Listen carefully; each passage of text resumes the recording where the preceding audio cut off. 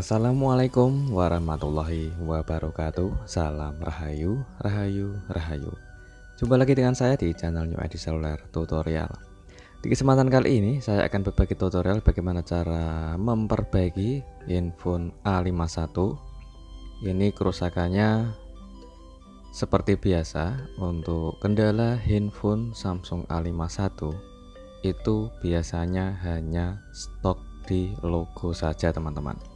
Saya coba untuk koneksikan menggunakan charger. Ini handphone bisa mengisi dengan normal sampai 100%. Sekarang kita coba untuk menyalakan handphonenya, teman-teman. Oke, sudah keluar logo Samsung Galaxy A51. Kita akan coba cabut atau lepas chargernya dan kita tunggu loadingnya sebentar. Apakah bisa loading sampai menu atau tidak, teman-teman?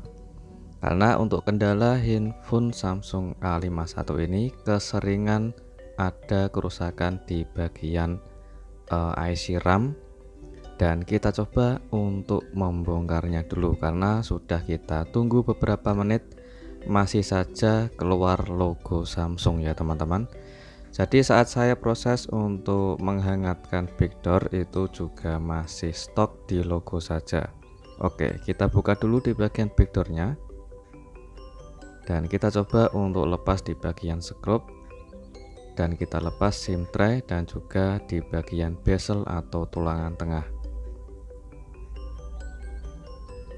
Oke, setelah kita angkat untuk bezelnya, sekarang kita lepas skrup yang ada di bagian PCB mesin dan kita lepas soket baterai maupun fleksibel mainboardnya.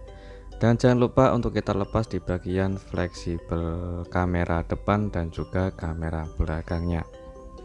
Oke, dengan hati-hati agar kamera tidak kotor ataupun tidak terkena debu, teman-teman.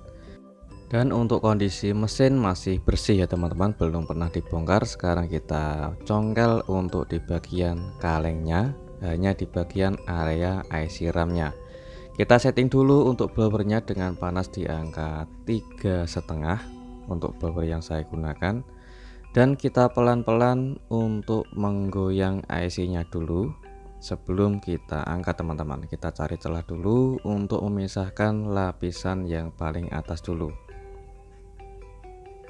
Oke, kita tetap panasi dengan ekstra hati-hati dan pelan-pelan saja, tidak usah terlalu buru-buru.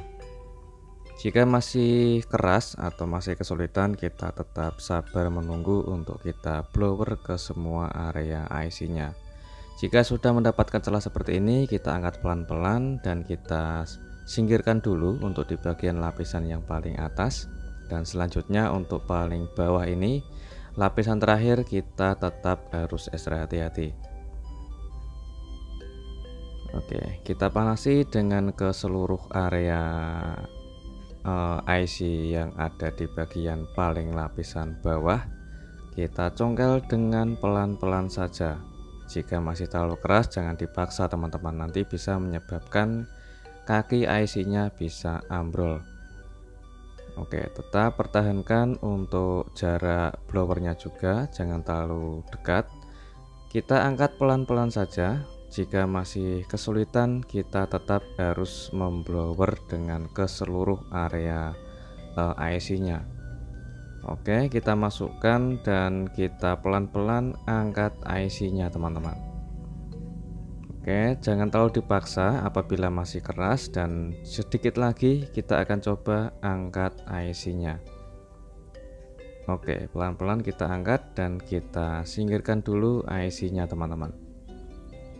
Untuk perekam video saya mohon maaf ya, teman-teman, karena handphonenya yang buat saya rekam itu cuma satu unit handphone.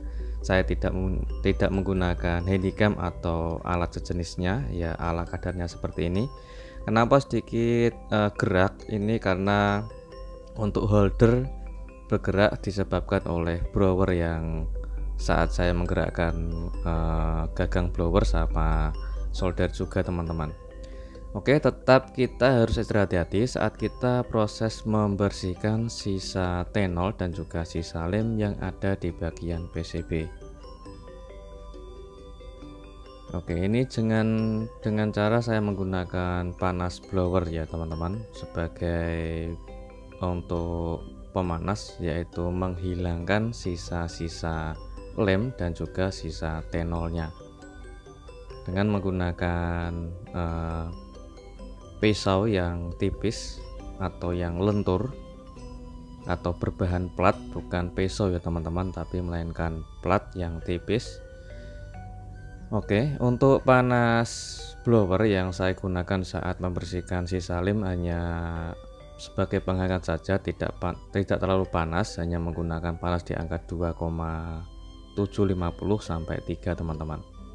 Oke, kita sambil membersihkan menggunakan good wick dan juga sambil menggunakan solder juga, kita ratakan dulu untuk sisa-sisa lem untuk membersihkan sisa-sisa yang ada di bagian paling samping yang dekat komponen. Ini tujuannya untuk agar proses pemasangan IC RAM itu bisa presisi dan tidak terganggu oleh sisa lem teman-teman. Kita ratakan dan kita bersihkan menggunakan good wick sambil kita gunakan solder juga. Oke, mohon maaf untuk videonya saya sedikit percepat ya teman-teman, karena prosesnya itu sangat panjang, agar tidak memakan waktu dan juga tidak memakan memori juga, karena merekam saya menggunakan hanya handphone teman-teman. Oke, setelah kita ratakan untuk membersihkan sisa lem dan sisa tenol, kita akan meratakan di bagian IC nya. Kita gunakan untuk tenol pasta atau tenol cair, dan sambil kita menggunakan good wick dan juga sambil menggunakan flux ya teman-teman, kita gunakan flux secukupnya saja. Kita ratakan menggunakan plat yang tipis dan sambil menggunakan blower. Untuk panas blowernya saya menggunakan di angka 2,5 saja sebagai penghangat untuk mempermudah, yaitu membersihkan sisa lem juga meratakan tenolnya.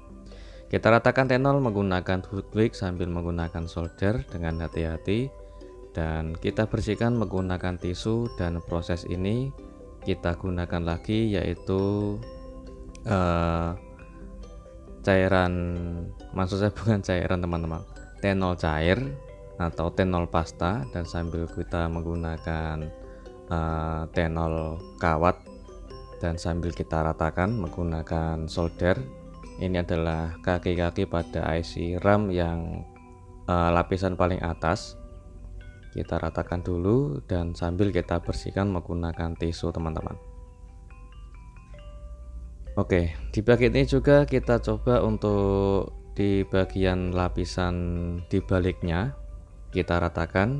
Seperti biasa kita menggunakan tenol pasta atau tenol cair. Oke, kita ratakan dulu hingga benar-benar rata ya teman-teman, dan juga benar-benar presisi. Ini tujuannya agar nanti saat kita proses cetak ulang atau rebol menggunakan cetakan harus benar-benar bersih dan juga tenolnya presisi teman-teman. Oke, kita ratakan dulu untuk mempresisikan tenol pada IC nya. Sekarang kita proses untuk membersihkan dulu di bagian kaki-kaki yang sudah kita bersihkan menggunakan good wick. Oke, setelah saya menggunakan tenol pasta, saya ratakan dan kita cetak. Untuk blowernya saya menggunakan panas di angka 2,5 teman-teman. Setelah kita ratakan untuk IC nya di bagian kaki paling samping, apabila ada bagian tenol yang ketinggian kita harus meratakan dulu teman-teman. Oke, jika IC sudah terisi sama tenol dan sama rata, selanjutnya kita gunakan plat cetakan atau BGA. Kita gunakan tenol cair atau tenol pasta dan kita ratakan.